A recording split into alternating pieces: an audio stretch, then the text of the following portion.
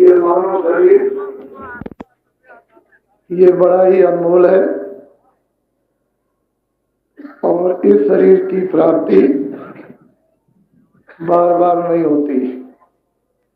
अनेकों जन्मों के पुण्य, अनेकों जन्मों की सेवाएं, अनेकों जन्मों के त्याग, अनेकों जन्मों का सदाचार और अनेकों जन्मों की सत्यता, जब ये सब पुण्य जमा हो जाते हैं तो कभी किसी युग में ये अनमोल मनुष्य शरीर नर नारी बच्चे बच्चियों को दिया जाता है। वो इसलिए नहीं दिया जाता कि आप दिन में काम करो और शाम को सो जाओ। इसका एक महान काम, एक महान लक्ष्य, एक महान ध्येय, जिसके जानने के लिए किसी की आपको जरूरत पड़ेगी। जैसे इस प्रजा को एक अच्छे त्यागी और तपस्वी और सत्यवादी व्यक्ति की जरूरत, एक समाज को चलाने के लिए समाज में अच्छे आदमी की आवश्यकता, एक छोटा सा परिवार उसको समुचित चलाने के लिए एक अच्छे व्यक्ति की जरूरत। इन तीनों स्थानों पर सर्वोपरि अगर राजा प्रजा का संचालन करता है तो गुरु की जरूरत है। समाज का कोई निर्माण करता है तो गुरु की जरूरत, और घर में अच्छा व्यक्ति तो गुरु की जरूरत मुख्य है। बच्चे हमारे स्कूलों में पढ़ते हैं, उनको भी गुरु की जरूरत। बात ये दो वाद हैं। भौतिकवाद का यथार्थ हमको विवेक ज्ञान होना चाहिए और अध्यात्मवाद का वो सर्वोपरि जो शक्ति और ज्ञान और आनंद है वो हमको मिलना चाहिए। इन दोनों ज्ञानों को प्राप्त करने के लिए नीचे स्तर गुरु की जरूरत और ऊंचे स्तर भी गुरु की जरूरत। गुरु विवेकशील होना चाहिए, अध्यात्मवादी। अगर अध्यात्मवादी गुरु रहेगा तो भौतिकवाद को भी आपको सही दिशा में ले जाकर खड़ा कर देगा, और अध्यात्मवाद नहीं होगा तो भौतिकवाद की स्थिरता नहीं रहेगी, वो कहीं न कहीं जाकर चकनाचूर हो जाएगा। इसलिए ये मालूम हुआ कि हमारा देश ऋषियों मुनियों साधु संतों योगियों और अवतारी शक्तियों महापुरुषों का है। इस देश में हमेशा कभी न कोई कभी इस देश के जर्रे जर्रे, इसके देश के कण कण में धर्म ओत पोत है। चाहे जितना भी अध्यात्मवाद ला करके खड़ा कर दो, एक वक्त और समय आएगा कि मानो उसमें चकनाचूर हो जाएगा और अपने आप को भूत बन जाएगा। अपने ज्ञान को, बुद्धि विवेक को सब कुछ खो देगा और अंत में जाकर जिस पराकाष्ठा को वो भौतिक भोग की वस्तुओं को जब उपलब्ध करेगा बना करके, तो उससे उसको महान अशांति और बेचैनी हो जाएगी। इस देश के लिए अध्यात्मवाद की अति आवश्यकता और जरूरत है। और जब से हमने अपने वास्तव में अध्यात्मवाद और भौतिकवाद को छोड़ दिया तो हमारे सामने सब भोगवाद, इन भोगवादों में जो हमारी प्रवृत्ति काम क्रोध लोभ मोह और इंद्रिय विषय की जो पड़ गई बार बार आदत, जिस पर हमारा कोई अधिकार न रहा, न हम बुद्धि के विवेक से इंद्रियों पर अपना अधिकार कर सकते हैं। यही वजह है कि मनुष्य के आचरण का पतन। दिन प्रतिदिन जो कुछ भी वाक्य है वो कहता है वो भी असत्य उसके हो जाते हैं। दृष्टि में भी उसकी कुदृष्टि आ गई, कानों में भी शब्द सुनने में भी उसके अशुद्ध शब्द पड़े, वाणी का भी अशुद्ध उच्चारण होने लगा, हाथ और पैरों की क्रिया भी उसकी बदल गई। इससे ये मालूम हुआ कि हमने अपने ऊपर किसी प्रकार का भी कोई नियंत्रण अपनी विवेक बुद्धि द्वारा इंद्रियों पर काबू न पाकर और ये हम सब अपने अपने परिवार और समाज और जातियों में इस समय पर जो आपको दारुण दुख, जो आपको दारुण अशांति, मानसिक, शारीरिक, पारिवारिक और देश की जो अशांति इस समय पर व्याप्त हो गई, जिसके कारण हम बीमार हो गए, हम झूठ बोलने लगे, हमें लड़ाई झगड़े आ गए, हमें बेईमानियां आ गई, हमें चोरियां आ गई, हमें धोखे आ गए, हमें डकैतियां और कत्ल आ गए। इससे जनजीवन हमारा सबका सब जगह पर अस्त और व्यस्त हो गया और आपके सामने पूरा का पूरा नग्न चित्र है। अब भौतिकवाद भी हमारा वास्तव में जो वास्तविक भौतिकवाद बुद्धि विवेक था वो भी शून्य हो गया। अब वो इंद्रियवाद, भोगवाद, चंचलवाद, दुष्प्रवृत्तिवाद जो इस समय पर एक हवा की तरह से चल पड़ा, जिसमें ज्ञान शून्य, न वो ये समझता है कि बच्ची है बच्चा है, न वो समझता है कि हिंदू है मुसलमान है, न वो समझता है कि छोटा है और बड़ा है, न वो ये समझता है कि पढ़ा लिखा अनपढ़ है, न वो समझता है कि धनी है और निर्धन है, न वो ये समझता है कि ये इस इज्जत लायक है या इज्जत लायक नहीं है, न उसे ये मालूम है कि देवता किसको कहते हैं, न उसको ये पता है कि भगवान नाम किसका है, न उसको ये मालूम है कि चरित्र और सदाचार, न उसे ये पता है सत्यता और हकीकत क्या। भोग प्रवृत्ति में जब फंस गए तो यही दृश्य आपके सामने आज सारा जगत, सारा मानव, इस जगत का हिंदू मुस्लिम सिख ईसाई सभी के सब इस समय पर बिल्कुल अशांत उस पीड़ा में आंतरिक रो रहे हैं। उनके लिए कोई दिशा चाहिए, कोई मार्ग चाहिए, कोई पथ मार्ग चाहिए, पथ प्रदर्शक चाहिए, कोई त्यागी चाहिए, कोई वीर चाहिए, कोई धर्मात्मा चाहिए, कोई अध्यात्मवादी चाहिए, कोई सत्यवादी चाहिए। अब सब लोगों के अंदर, मैं ये बात बहुत दिन पहले कहा करता था कि एक वक्त और समय आएगा कि अपने आप ऐसे जगह पर लोग पहुंच जाएंगे कि इनके मन बदलेंगे, इनकी बुद्धि बदलेगी, खड़ा होना बदलेगा, इनका देखना बदलेगा, इनका सुनना बदलेगा, आव भाव बदलेंगे, शारीरिक हाथ और पैरों की क्रिया बदल जाएगी, आंखों का देखना बदल जाएगा। मैं इन लोगों को पहले से ही ये बात इनको समझूं रूप से याद करा रहा था और अब वो देखने को चीज मिलने लगी। मेरी बातों को सब लोग ध्यान से सुनेंगे। मैं दोनों पाठ आपको पढ़ाऊंगा, लेकिन आप जिन जिन चीजों से संबंधित हैं, जब तक उन घटनाओं से अवगत नहीं हो जाएंगे तब तक आपकी समझ में कुछ नहीं होगा। चाहे आप दिल्ली से एक झोपड़ी तक जाएं, या झोपड़ी से दिल्ली तक जाएं, या राजनीति से कर्मनी तक जाएं, या कर्मनी से राजनीति तक जाएं, या भोगनी से आप वस्तुनीति तक जाएं, कहीं से भी ऊपर नीचे से जाएं, जब तक आप सब चीजों को समझ नहीं लेंगे तब तक आप में विवेक नहीं हो सकता है।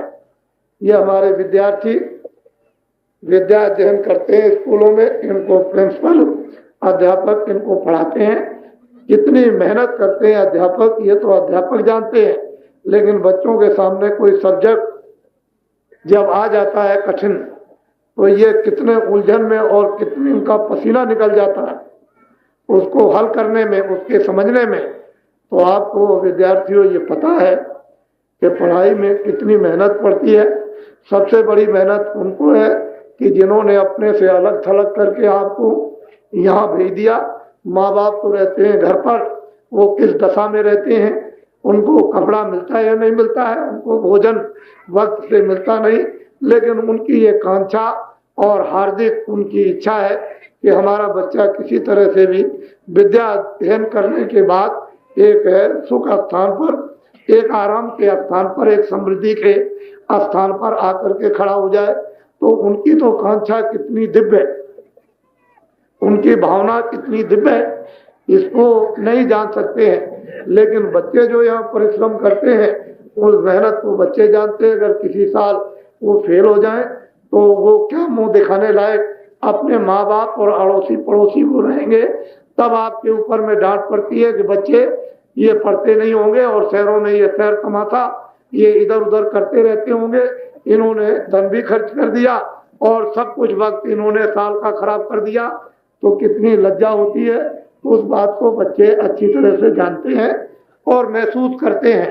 इसी तरह से हमारे देश में ऋषि और मुनि, साधु और संत और महात्मा, जिनको ईश्वरीय प्रकृति नेचर की तरफ से जिम्मेदारी जो दी जाती है कि ये जगत भौतिकवाद इनको शिक्षा देना, अध्यात्मवाद की शिक्षा देना, जब प्रिंसिपल की एक जिम्मेदारी बच्चों को पढ़ाने की हो जाती है और बच्चों की जिम्मेदारी पढ़ने की हो जाती है और वो माता पिता तो इनको हवाले कर देते हैं अध्यापकों के कि इनको पढ़ा दीजिए और इनसे कह देते हैं कि तुम बच्चों पढ़ लो। इसी तरह से महात्मा फकीर जो ऋषि मुनि साधु संत अवतारी शक्तियां जितने भी आती हैं उनको ईश्वर की तरफ से एक आदेश होता है कि इनको लो, इनको धर्म की शिक्षा, इनको कर्म की शिक्षा, इनको समाज की शिक्षा, इनको परिवार की शिक्षा, इनको रहने की शिक्षा, इनको खाने की शिक्षा, इनको बोलने की शिक्षा, इनको आदर करने की शिक्षा, इनको सेवा करने की शिक्षा, इनको पानी पिलाने की शिक्षा, इनको दवा देने की शिक्षा, किस तरह से सबके साथ और इनमें है क्या ये शिक्षा देना। इन सारे प्राणियों में, इन सारे मनुष्यों में, इन सारे इंसानों में उस परम पिता परमात्मा की वो आत्मा जो उसकी चेतन शक्ति है वो इन पंच भौतिक इस शरीर में बंद कर दी गई। ये जिस्मानी इस जिस्म में वो खुदा की रूह, वो नूर इसमें बंद कर दिया गया। वो इनको बताना कि इन सब में जीवात्मा, इन सब में रूह है और उस रूह के लिए तुमको ये जिस्म किस काम के लिए मिला है, तुमको ये अनमोल मनुष्य शरीर इस आत्मा के लिए क्यों दिया गया और क्या करना। तो ये जिम्मेदारियां जिन जिन को जो जो दी जाती हैं उसकी तरफ से वो सब कुछ अपनी तरफ से पूरी निभाते हैं और पूरी कोशिश करते हैं।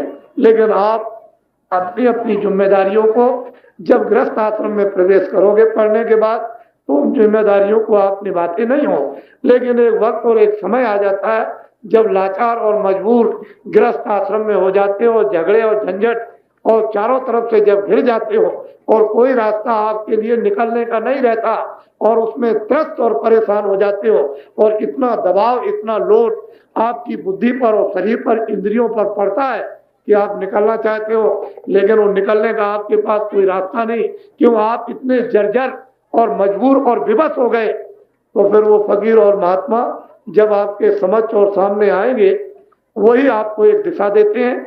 जब वो आपको विवेक बुद्धि ज्ञान बुद्धि देते हैं तो एकदम आप इसमें से छलांग मारकर और किनारे खड़े होते हो और फिर आपकी समझ में आता है कि एक छोटा सा परिवार है क्या, इसकी जिम्मेदारियां और हमारे कर्तव्य क्या है, हमारी सेवाएं क्या है।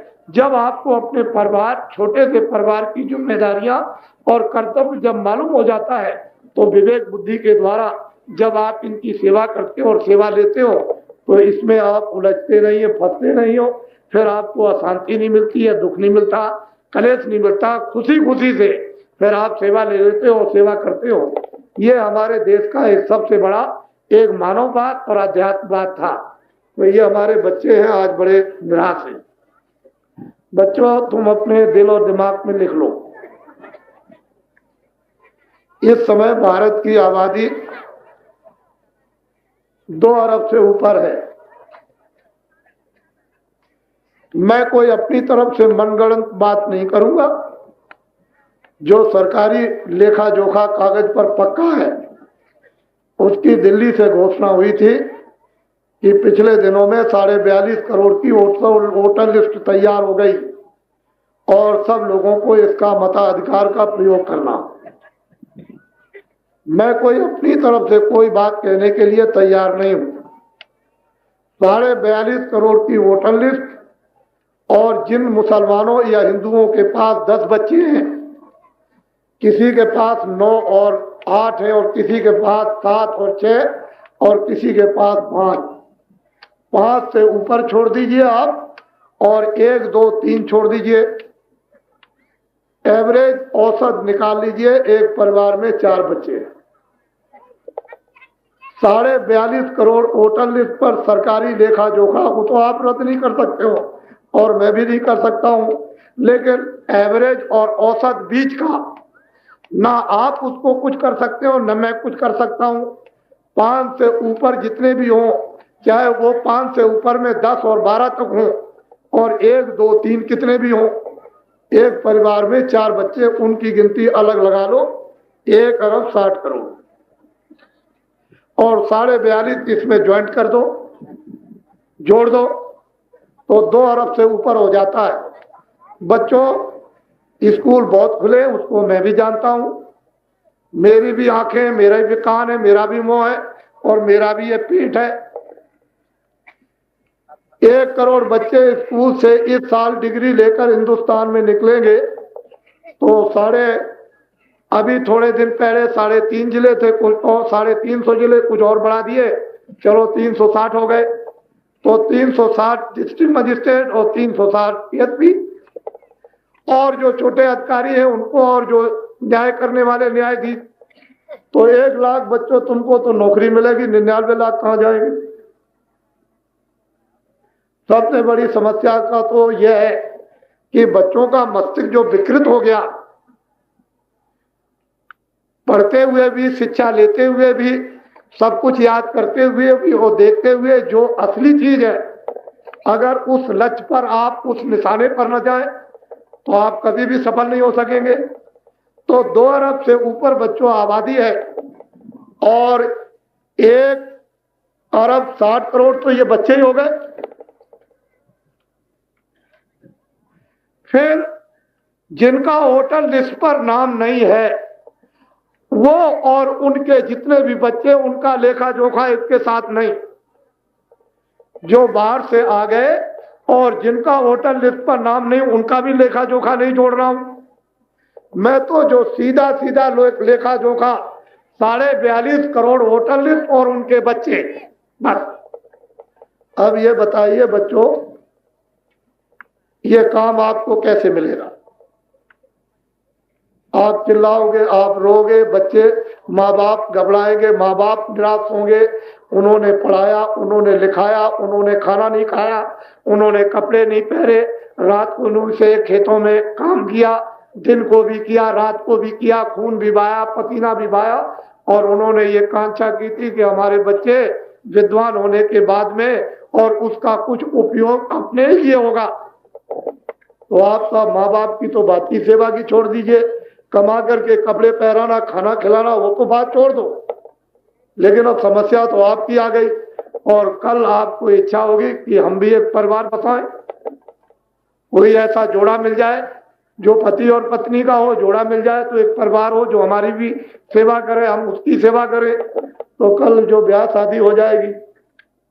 फिर बच्चों फिर क्या होगा? ये सोचो मोटी बात।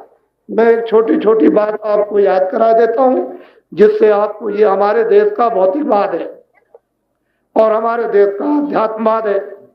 भौतिकवाद अध्यात्मवाद को उसमें समावेश कर लेता और दुनिया में ऐसी चीज ला करके खड़ा कर देता है कि सबकी जरूरत पूरी हो जाती है और सब लोग त्यागी रहते हैं, सब लोग ज्ञानी रहते हैं, सब लोग सेवादार रहते हैं, सब लोग आदर करने वाले, जरूरत पड़ने पर सबके काम आने वाले और सब सत्यवादी। लेकिन अगर भौतिकवाद नहीं होगा और अध्यात्मवाद, तो कहां जाएंगे आप? विज्ञान तो बहुत तरक्की कर रहा हो तो हम भी जान रहे हैं, वो तो हमको भी मालूम है, लेकिन फिर रोते और चिल्लाते क्यों हो? फिर झूठ क्यों बोला जा रहा, धोखा क्यों दिया जा रहा, बेईमानी क्यों जा रही, चोरी क्यों की, ये क्यों बढ़ रही, कत्ल क्यों बढ़ रहे, ये सीनाजोरी क्यों बढ़ रही है? मकान हमारा है किसी का कहते हो मेरा मकान है, जमीन किसी कहते हो मेरी जमीन है, ये सब क्यों? इससे ये मालूम होता है कि शिक्षा जो हमको मिलनी चाहिए थी उससे हम नीचे हो गए, शिक्षाहीन हो गए, विवेकहीन हो गए, बुद्धिहीन हो गए। फिर तो यह है कि अगर बुद्धि का ज्ञान चला गया तो फिर पशु हो गए। फिर पशुओं की दशा अगर हमारी हो गई मनुष्य की, पंच भौतिक उस परमात्मा ने जल पृथ्वी अग्नि वायु आकाश का बना हुआ एक बहुत ही उत्तम एक समान ये मनुष्य शरीर ये जिस्म आपको दिया, जिसमें जीवात्मा को बैठा करके आपको औजार दे दिए और उसमें एक सारथी बुद्धि। जब आप भौतिक वस्तुओं को न जान सके और अपने आप को न पहचान सके तो आप बोध किस बात का करेंगे, ज्ञान किस बात का होगा? इसको तो आपको सोचना चाहिए। तो बच्चों, दिल्ली में बैठ करके 70 करोड़ का बजट बनेगा, तो मुझे बच्चों ये बताओ, जो आप डिग्रियां प्राप्त करते हो कि 2 अरब से ऊपर की आबादी की व्यवस्था कैसे होगी? अब मेरी बात बच्चों सुनो, तुम सब बच्चों स्कूलों में, यूनिवर्सिटी, कॉलेजों में पढ़ते हो, लेकिन कोई ऐसा बच्चा नहीं मिलेगा जो ये इच्छा नहीं करता है। सब ये चाहते हैं कि फर्स्ट डिवीजन पास हो जाए, सब इच्छा करते हैं। वो भी मेरे पास आते हैं, महाराज दया कर दीजिए, दुआ दे दीजिए, ऐसी कृपा कर दीजिए कि मैं फर्स्ट डिवीजन आ जाऊं। क्यों ऐसी कांक्षा क्यों हुई? ये कांक्षा आपको क्यों हुई कि मैं फर्स्ट डिवीजन आ जाऊं? कोई बात जरूर होगी आपके अंदर। ये कांक्षा इसलिए हुई कि मैं कलेक्टर बन जाऊं, मैं एसपी बन जाऊं, मैं जज बन जाऊं, इसीलिए आप फर्स्ट डिवीजन नंबर चाहते हैं। इम्तिहान देते समय आप कुछ तो आ गए फर्स्ट डिवीजन, कुछ आ गए सेकंड डिवीजन, कुछ आ गए थर्ड डिवीजन और कुछ आ गए, कुछ फेल हो गए। तो जो बेचारे फर्स्ट डिवीजन आए वो तो चले गए बड़े बड़े पदों पर, कोई जज बन गया, कोई एसपी हो गया, कोई डिस्ट्रिक्ट मजिस्ट्रेट हो गया, कोई कुछ हो गया, कोई किसी का डायरेक्टर बन गया। और जो सेकंड डिवीजन पास हुए उन्होंने सोचा कि अरे भाई हमको बड़ा पद तो इतनी जल्दी मिलेगा नहीं, चलो हटाओ, चलो कोई बिजनेस व्यापार करें, साल 2 साल में कोई मौका मिल जाएगा, ऊंचे और नीचे महंगाई और सस्ती का तो लाखों का यारा न्यारा हो जाएगा, हटाओ कौन नौकरी करे। तो वो जो सेकंड डिवीजन थे वो तो व्यापार में चले गए, फर्स्ट डिवीजन चले गए बड़े बड़े पदों पर। और जो सेकंड डिवीजन थे उन्होंने सोचा मेरे पास पैसा नहीं है और डिग्री भी नहीं है, मुझको बड़ा पद भी नहीं मिलेगा, तो चलो किसी दफ्तर में क्लर्क हो जाए, बाबू हो जाए। ये तो तीनों अपने अपने धंधे से लग गए। अब जो बार बार फेल होते थे और जो अध्यापक को चाकू दिखा दे, देखो याद रखना, इधर मत देखना, हमको नकल कर लेने दो, क्योंकि हम 3 बार फेल हो गए, अब हम फेल नहीं होना चाहते, इसलिए समझ लीजिए आप। तो वो तो अध्यापक ने, प्रिंसिपल ने सोचा हटाओ जाने दो, इस आफत में कौन पढ़े। धीरे से किताब ली और नकल कर ली। चलो खैर किसी तरह से भी पास हो गए। पास होने के बाद में बड़ा पद मिलेगा नहीं, व्यापार कर नहीं सकते हो, जब क्लर्की कर नहीं सकते हो। तो आजकल की राजनीति का तो आपको मालूम है, बस एकदम राजनीति के अखाड़े में आ गए। और वो जो 4 क्लास के बार बार फेल होते थे वो आपने भेज दिया वहां दिल्ली में, वो दिल्ली चले गए। अब फर्स्ट डिवीजन ब्रेन पर, सेकंड डिवीजन ब्रेन पर और थर्ड डिवीजन ब्रेन पर अब ये काबू पाना चाहते हैं। अब बताओ ये कैसे काम होगा? दफ्तर का काम कैसे होगा, खेती का काम कैसे होगा, दुकान का काम? तो बच्चों ये तो आफत आपके ऊपर है, इसको अच्छी तरह से समझ लो। मेरी मोटी मोटी बातों को मैं जानता हूं कि तुम्हारा जनजीवन ऐसा चारों तरफ से घिर गया कि सब राजनीति, सब राजनीति, सब राजनीति, सब राजनीति, पता नहीं क्या चीज है। अरे भाई राजनीति क्या चीज, उसको समझना चाहिए। राजनीति क्या है? अरे राजनीति तो एक व्यवस्था थी, राजनीति उसको तो आपने समझा नहीं। राजनीति राजनीति राजनीति राजनीति ऐसे चक्कर में अपने मस्तक को खराब कर दिया। उसका परिणाम यह हुआ, आपके सामने सारा देश रो रहा, सारे बच्चे बच्चियां, सारी स्त्रियां, सारी देवियां, हिंदू मुसलमान, ये सब के सब चिल्ला रहे और सब दिशाहीन हो गए, मार्गहीन हो गए। हम इनको कोई मार्ग नहीं मिलता, ये कहां जाएंगे, बहुत मुश्किल है। तो नर नारी मेरी बात को बड़े ध्यान से सुनो, मैं कुछ कहूंगा उसको सुन लो। अगर सुन लोगे तो अच्छा, मैं वहीं ला करके आपको वहीं छोड़ूंगा। मैं कुछ देना चाहता हूँ घेर घार कर, जिससे कि वास्तव में आपका ये मानो अनमोल ये मनुष्य शरीर है, ये जिसमें बार बार नहीं मिलेगा। मैं सब चीजें आपको ला करके और ऐसी जगह छोड़ दूंगा कि जहां ये कहने लगोगे कि वास्तव में यही चीज हमको करनी है, यही सत्य है, लेकिन जब तक आप सुनोगे नहीं तब तक आपकी समझ में नहीं आएगा।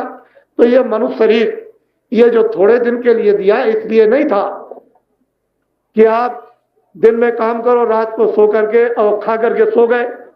ठीक है, आप खेती करो, दुकान करो, दफ्तर का काम करो, ये मैं नहीं कहता हूं। और जो कुछ भी तुम वहां से ले आओ, अपने बच्चों की सेवा करो, खुद भी खाओ, इनको भी खिलाओ। ये 2 ड्यूटी, 2 काम, 2 कर्तव्य आप अपने पहले पूरे कर लो। लेकिन आपको ये समझना चाहिए, इस बुद्धि के द्वारा ये जो कुछ भी आपको ये दिखाई देता है, ये सब का सब माया की छाया, इसमें माया नहीं है। लेकिन इस माया ने आपको पागल कर दिया, इस माया ने आपको रुला दिया, आपको चिल्ला दिया। इस माया की छाया ने कहा मेरी है, मेरी है, मेरी है, मेरी। इसी में आप टकरा गए, लड़ गए, झगड़ गए, खूंरेजी कर ली, अपने आप को बर्बाद हो गए। लेकिन आपको ये मालूम है कि किसी की नहीं होती। इसमें काम, क्रोध, लोभ, मोह, अहंकार उत्पन्न हो गया। ये मनुष्य शरीर ये थोड़े दिन के लिए आपको उस मालिक ने दिया था कि देखो, ऋषि मुनि, महात्मा, रामायण, गीता, भागवत, पुराण, वेद, शास्त्रों को तुम जरा सा पढ़ना।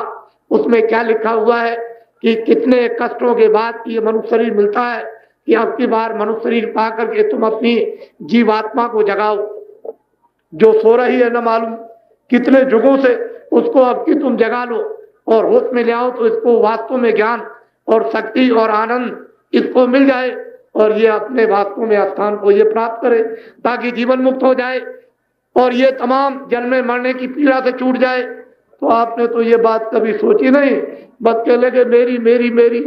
इसी बीच में आपका वक्त पूरा हो गया। और ये शरीर क्या है? बिछाया, लेकिन है ये किराए का मकान। इसमें जीवात्मा को बंद कर दिया, उसका आपको ज्ञान नहीं। बस जैसे समय पूरा हुआ कि मकान मालिक ने फौरन अपने सिपाही भेज दिए कि जाओ तुम मकान खाली कर लो, चाहे वो पढ़ा लिखा हो, चाहे अनपढ़ हो, चाहे नौजवान हो, चाहे हिंदू हो, चाहे मुसलमान, चाहे अमीर हो, गरीब हो, सिपाही आएंगे और खड़े हो जाएंगे चिल्लाकर, समय पूरा हो गया, ये कागज आ गया, मकान 1 मिनट में खाली करो। तुम्हारा तो होश उड़ जाएगा, तुम उनकी शकल को देखते ही अंधे हो जाओगे और बहरे हो जाओगे और पागल हो जाओगे। वो कहेंगे इससे काम नहीं चल रहा, 1 मिनट में खाली करो। तो आप अपने आप तो खाली कर नहीं सकते हो, क्योंकि आपको तो खाली करना आता नहीं है, न मालूम कितने दिनों से इसमें फंसे पड़े हो। तो जोर से ये गला दबाएंगे, ये जब जोर से दबाएंगे तो हड्डी चट चट चट चट इतनी पीड़ा करेगी कि लिखा नहीं जाता। 1 मिनट के अंदर मन को, बुद्धि को, चित्त को, प्राणों को, जीवात्मा को इस किराए के मकान से निकाल बाहर। आप कितने भी सुंदर हो, कितने भी पढ़े लिखे हो, कितने भी धनी मानी हो, धड़ाक से जमीन पर बात सब लोग घृणा करेंगे और नफरत करेंगे और दौड़ पड़ेंगे, फौरन कपड़ा लेकर के आपके ऊपर डाल देंगे और फौरन तैयारी हो जाएगी। हिंदू ले जाएंगे, लकड़ियों पर रख करके उसको जला के राख कर देंगे। मुसलमान ले जाएंगे, गड्ढा खोदेंगे, दफना देंगे। ये मकान और ये जमीन, ये घर का सामान और ये साथी, ये दोस्त और मित्र, ये राज और पाठ, ये सब आपका ये पड़ा।